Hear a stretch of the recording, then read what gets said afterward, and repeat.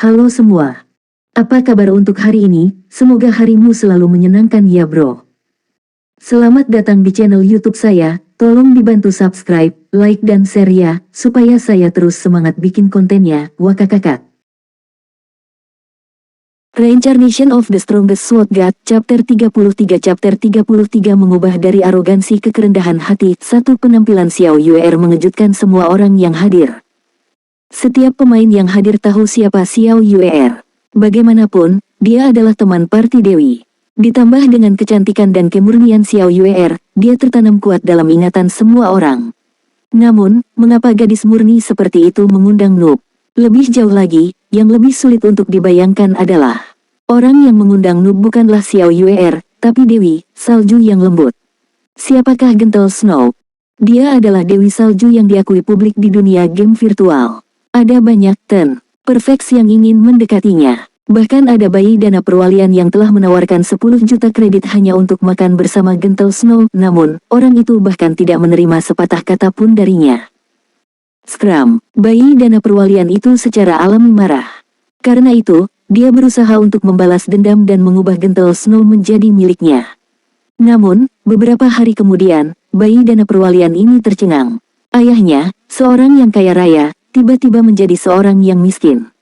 Semua properti ayahnya, dalam semalam, menjadi milik orang lain. Ketika ayah dari dana perwalian bayi menemukan penyebabnya, dia hampir saja memukuli anaknya sampai tiada. Sejak saat itu, semua orang akhirnya tahu betapa menakutkannya salju lembut. Namun, jumlah penggemar Gentle Snow semakin meningkat setelah insiden ini. Gentle Snow seperti Dewi sejati dari legenda, dewa dan tidak dapat diganggu-gugat. Dewi seperti itu secara aktif mengundang noob seperti itu. Bagaimana itu tidak mengejutkan orang? Saat ini, semua orang tidak lagi ingin tertawa. Yang ada hanya rasa iri dan tidak senang. Kebajikan dan kemampuan apa yang dimiliki seorang noob untuk diajak mengobrol dengan Dewi. Sial, bocah ini pasti beruntung. Kenapa dia? Aku sangat tampan, namun Dewi bahkan tidak mau berbicara sepatah kata pun kepadaku. Aku, jadi Windetri, adalah ahli dalam domain dewa, tapi mengapa Dewi tidak mau mengobrol denganku? Mungkinkah saya terlalu tampan? Atau apakah Dewi lebih menyukai tipe yang lebih liar? Sang Dewi pasti ingin memahami situasi di dalam ruang bawah tanah mode neraka. Itu sebabnya dia mencarinya. Saya tidak pernah membayangkan bahkan siswa baru akan mendapatkan manfaat seperti itu. Jika saya tahu sebelumnya, saya juga akan memasuki mode neraka sekali. Setiap orang memulai diskusi mereka sendiri. Mereka memelototi si Feng, memiliki pikiran menghina dan iri padanya. Mereka tidak bisa membantu tetapi ingin membegalnya saat itu juga. Bos melambai perlahan, aku tidak salah dengar, kan? Noob itu benar-benar menerima undangan dari Dewi. Aku pasti salah dengar, malam musim panas tanpa kata mencubit pipinya yang tebal, berkata dengan ekspresi bodoh. Seharusnya benar, namun, Dewi pasti memiliki sesuatu yang ingin dia tanyakan. Dia hanya beruntung, itu saja. Perlahan-lahan melambai yang sombong menganggap si Feng bisa mengobrol dengan Dewi itu semua hanya karena keberuntungannya. Battle to the End menganggukkan kepalanya ke samping, menyetujui pendapat melambai perlahan tapi pasti. Gentle Snow adalah keberadaan yang mereka kagumi.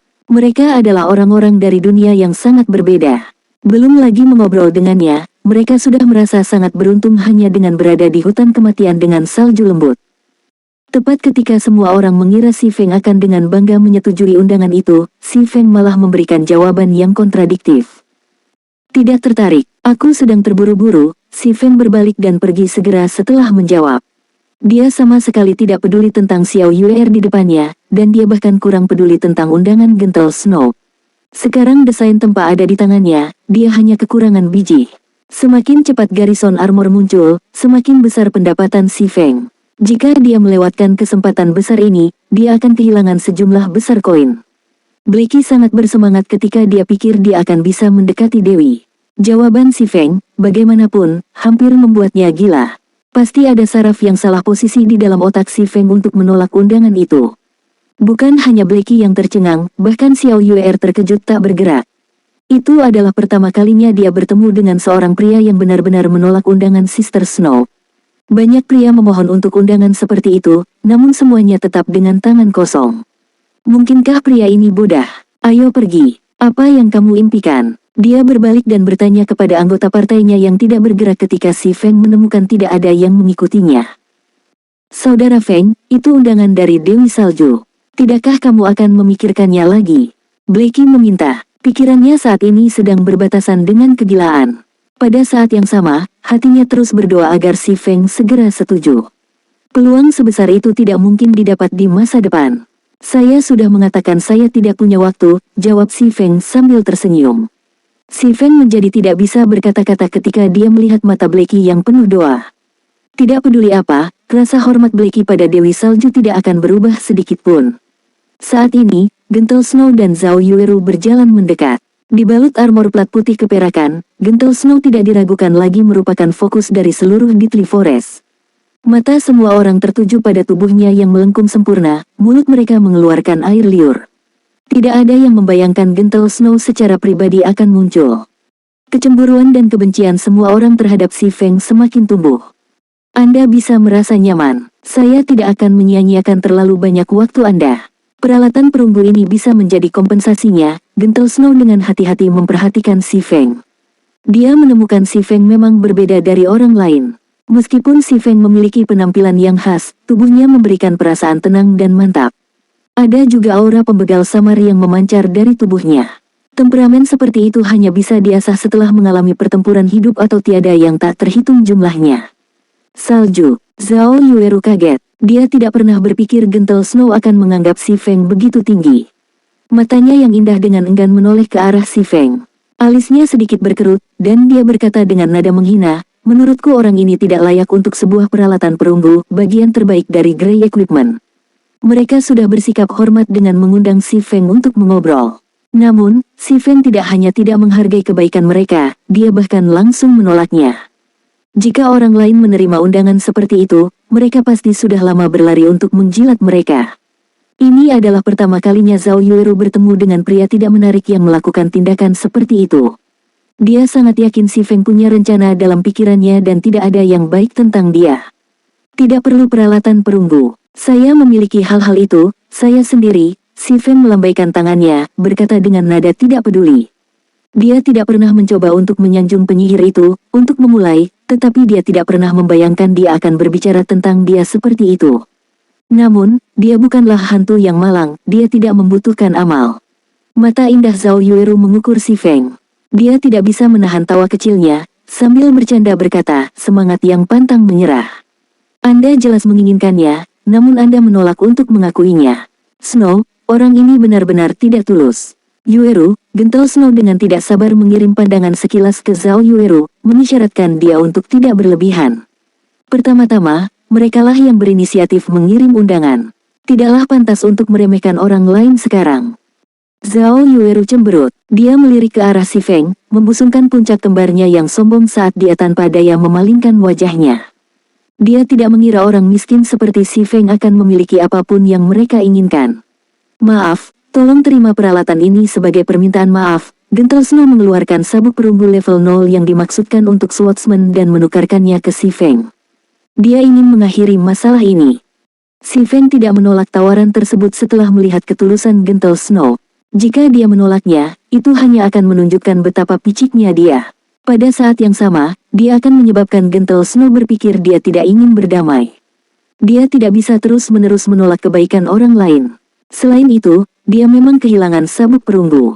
Hehe, dan di sini kupikir kamu memiliki kemampuan yang hebat. Pada akhirnya, Anda masih membutuhkannya, kata Zhao Yueru dengan jijik. Dia dalam hati merasa tidak beruntung kehilangan sepotong peralatan perunggu. Mereka mendapatkan peralatan ini setelah membegal rare elite dengan susah payah. Itu adalah pemborosan mutlak sekarang karena upaya mereka menguntungkan si Feng. Si Feng sedikit mengerutkan alisnya. Bahkan seorang pria tidak akan mampu berdiri diejek dan diejek sedemikian rupa, belum lagi orang yang bereinkarnasi seperti si Feng. Karena Nona Snow memberiku sepotong peralatan perunggu, itu pantas bagiku untuk membalasnya dengan cara yang sama. Biarlah item ini menjadi hadiah balasan. Reincarnation of the Strongest Sword God, Chapter 34. Chapter 34 mengubah dari arogansi ke kerendahan hati 2. Mata Snow yang lembut berbinar ketika si Feng juga ingin memberinya sesuatu. Dia merasa heran dan mengira si Feng adalah orang yang menarik.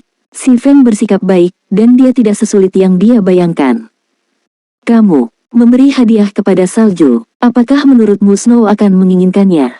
Zhao Yueru tidak bisa membantu tetapi menoleh. Bibir merah segarnya melengkung menjadi senyuman menggoda, dan matanya menahan cibiran di dalamnya. Dia diam-diam menertawakan penilaian si Feng yang berlebihan tentang dirinya sendiri. Jenis item apa yang gentle Snow belum pernah lihat sebelumnya. Bahkan mobil mewah senilai lebih dari 10 juta tidak dapat menarik perhatiannya, belum lagi item dalam game. Saat ini, si Feng mengeluarkan selembar kertas dari tasnya. Gambar ini adalah salah satu tetesan dari bos. Si Feng dengan acuh tak acuh menyerahkan barang itu ke gentle Snow. Ketika Zhao Yueru melihat si Feng mengambil selembar kertas bekas dan memberikannya sebagai hadiah kepada gentle Snow, dia tidak bisa menahan diri untuk tidak berkata, apakah kamu mencoba membodohi kami? Tidak, si Feng berkata dengan nada serius. Salju memberimu sepotong peralatan perunggu, tapi bagaimana denganmu? Anda mengambil selembar kertas bekas untuk menipunya. Apakah menurut Anda selembar kertas bekas bisa dibandingkan dengan peralatan perunggu? Jika Anda tidak mempermainkan kami untuk orang bodoh, lalu apa yang Anda coba lakukan? Mendengar jawaban si Feng, Zhao Yueru semakin marah. Di belakang si Feng, Blackie dan yang lainnya masing-masing berkeringat dingin. Bahkan jika Anda tidak ingin mengobrol dengan Dewi, Anda tetap tidak boleh membodohi dia. Bukankah ini hanya mencari kematian? Mereka jelas mendapatkan sejumlah peralatan yang bagus di dalam Dungeon, dan hanya memberikan salah satu dari bidak itu akan dengan mudah menyelesaikan masalah. Jika tindakan si Feng membuat marah Dewi, bahkan jika Dewi itu sendiri tidak mengambil tindakan, pemain yang mengelilinginya pasti akan membegal mereka untuknya. Melihat kecelakaan yang akan terjadi, Blackie berpikir untuk memberikan tongkat perunggu yang dia pegang. Namun, gentle Snow dengan senang hati menerima kertas bekas yang diberikan si Feng padanya. Tiba-tiba, mulut Blackie dan semua orang membentuk-bentuk 0H. Sang Dewi menerimanya. Situasi macam apa ini? Terima kasih atas hadiah Anda, saya sangat menyukainya. Sekarang, dapatkah kita pergi ke suatu tempat dengan lebih sedikit orang untuk mengobrol? Gentle Snow tersenyum menghargai. Si Feng juga tersenyum dan mengangguk setuju. Melihat senyuman tipis Gentle Snow seperti menyaksikan matahari menyilaukan yang menghangatkan hati seseorang. Sulit untuk melupakan senyuman seperti itu, bahkan setelah seumur hidup. Snow, kamu akan memaafkan tindakan kasarnya begitu saja? Zhao Yueru bertanya dengan nada bingung. Tidak apa-apa, Yueru. Saya sangat menyukai barang ini. Gentle Snow berbalik setelah berkomentar, membiarkan si Feng memimpin. Zhao Yueru tercengang. Dia hanya tidak bisa mengerti jenis obat apa yang si Feng berikan pada Snow lembut. Apakah selembar kertas bekas cukup? Apa kertas bekas itu? Snow, apa yang diberikan orang itu padamu? Zhao Yueru berbisik. Hanya dengan melihat poker api di pinggang si Feng, dia tahu si Feng tidak akan bisa memberikan sesuatu yang berharga. Namun, gentle Snow masih menerimanya dengan senang hati. Hasil seperti itu sangat membingungkan Zhao Yueru. Resep ramuan untuk ramuan kekuatan dasar. Saat dikonsumsi, itu akan meningkatkan kekuatan pemain sebesar 6 poin selama setengah jam, gentle Snow menjawab dengan tenang. Apa? Zhao Yueru melompat kaget. Bagaimana dia bisa mendapatkan resep yang begitu berharga? Pembuatan ramuan sangat sulit dipelajari. Resep yang dibutuhkan terkenal sebagai tetes langka, bahkan Ouroboros saat ini hanya memiliki beberapa resep normal, belum lagi resep langka. Resep yang mampu meningkatkan kekuatan pemain sebanyak 6 poin belum pernah terdengar sampai sekarang. Jika pemain level 2 saat ini dapat memiliki tambahan 6 poin dalam kekuatan, itu akan sama dengan tambahan 12 kekuatan serangan. Ramuan seperti itu akan memiliki efek yang signifikan saat mereka terjun ke Dungeon. Mengenai persekutuan yang sering menaklukkan Dungeon, nilai resep ini jauh melampaui nilai puluhan peralatan perunggu. Selama ramuan kekuatan dasar dijual, pasukan tidak akan pernah bisa memenuhi permintaan. Namun, si Feng memberikan resep seperti itu. Apakah si Feng tidak tahu nilai resep ini? Namun, Zhao Yueru menggelengkan kepalanya, menyangkal asumsi ini. Sebelumnya, dia telah melihat ekspresi percaya diri di wajah si Feng. Dia tahu nilai luar biasa yang dimilikinya terhadap guild mereka. Saat ini, Zhao Yueru menoleh sekali lagi ke arah si Feng. Semburat merah muncul di pipinya ketika dia memikirkan kembali apa yang dia katakan sebelumnya. Dia merasa terhina. Dia benar-benar menyebut resep langka itu sebagai kertas bekas. Ketika dia memikirkan senyum si Feng, dia pasti menertawakan kurangnya pengetahuannya. Dia benar-benar cacingan yang penuh kebencian. Sekarang kamu akhirnya tahu. Aku sudah mengatakan dia tidak sederhana, Gentle Snow tersenyum pada Zhao Yueru. Bahkan setelah Gentle Snow dan Si Feng meninggalkan tempat kejadian, pemain di sekitarnya belum pulih. Situasi macam apa ini? Seorang noob benar-benar mendapat perhatian dari Dewi. Apakah orang ini benar-benar noob? Bos melambai perlahan, noob itu pergi bersama Dewi. Malam musim panas tanpa kata sangat kesal. Setelah menyaksikan Dewi bersikap sangat sopan dengan Si Feng, bahkan orang Idirot pun tahu bahwa Si Feng tidak sesederhana itu. Jangan pedulikan itu. Saya telah mendengar dari orang lain bahwa noob memasuki mode neraka hutan kematian. Dewi Salju pasti sengaja mengundangnya untuk belajar tentang kesulitan mode neraka. Wafin Slowly tidak percaya bahwa dia akan salah menilai seseorang. Si Feng pasti seorang noob. Dia pasti sangat beruntung. Sebelumnya, dia berhasil mendapatkan dukungan dari seorang ahli. Sekarang, entah bagaimana dia berhasil mendapatkan bantuan dari Dewi. Di lubang batu lebih dari 200 meter di selatan hutan kematian, Salju Lembut dan Si Feng duduk saling berhadapan. Di sekeliling mereka adalah pemandangan yang indah dan aliran sungai yang berdeguk. Adapun yang lainnya, mereka berdiri di samping. Tak satu pun dari mereka mencoba menguping percakapan antara Si Feng dan Gentle Snow. Mereka dengan nyaman duduk dan mulai mengobrol di antara mereka sendiri. Aku ingin tahu bisnis apa yang dimiliki Nona Snow untukku. Hutan kematian. Gentle Snow secara terbuka berkata, saya ingin strategi untuk hutan kematian. Sebutkan harga Anda. Petik 2. Hehe, aku khawatir Nona Snow terlalu banyak berpikir. Bagaimana saya bisa memiliki strategi ke hutan kematian? Aku hanya memasuki Dungeon sekali. Si Feng tidak akan mengakui bahwa dia memiliki strategi tersebut. Itu akan menimbulkan kecurigaan pada orang lain. Bagaimanapun, Domain Lord adalah game yang dibangun oleh sistem dewa utama. Bahkan penguji beta tidak akan tahu strategi terperinci untuk Dungeon. Itu masih mungkin untuk mengelabui amatir seperti Blacky, tetapi tidak mungkin untuk menipu Snow Lembut. Masalah akan muncul jika Si Feng dengan murah hati membagikan strateginya.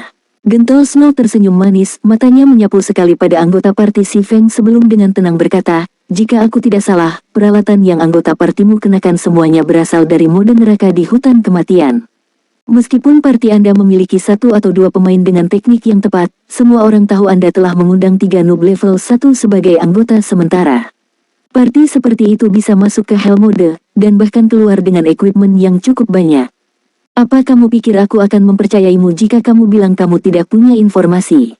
Jangan memutarbalikkan kata-kata kita. Saya tahu Anda adalah penguji beta, dan bukan sembarang penguji beta. Kamu pasti sudah melakukan penelitian mendetail di hutan kematian. Jika tidak, Anda tidak akan bisa membersihkan Dungeon sama sekali. Resep ramuan kekuatan dasar ini adalah bukti terbaik mengapa saya akan mengatakan Anda telah menyelesaikannya. Namun Anda dapat yakin bahwa saya tidak akan mengungkapkan rahasia Anda. Gentle Snow memusatkan pandangannya pada Si Feng seolah-olah dia melihat seluruh keberadaan Si Feng. Baiklah, yang kamu katakan itu benar. Si Feng mengangkat bahunya, diam-diam melepaskan napas. Dia tidak pernah berpikir Gentle Snow akan mengisi celah yang dipertanyakan. Tidak akan lebih baik bagi Si Feng jika Gentle Snow berpikir seperti itu. Nyatakan harganya kalau begitu, Gentle Snow tersenyum dengan Si Feng. Seolah-olah dia berkata, apa menurutmu aku tidak bisa mengendalikan orang sepertimu? Wanita ini tahu segalanya.